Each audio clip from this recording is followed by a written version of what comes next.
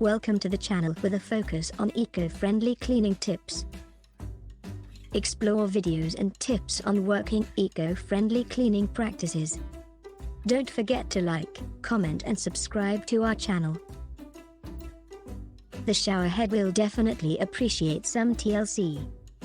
This video will show you how to bring it back to its sparkling best. Cleaning the showerhead with vinegar.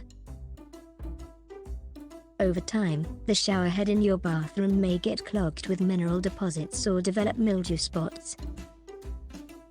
Don't buy a new one. Save your money and clean it. You don't need expensive solutions.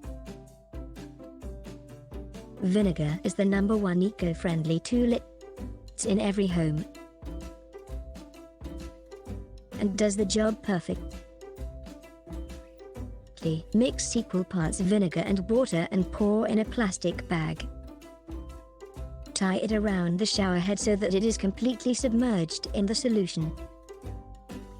Let it sit like this overnight. When you remove the plastic bag, you will find that it is perfectly clean. Give it a good rinse with warm water and soap.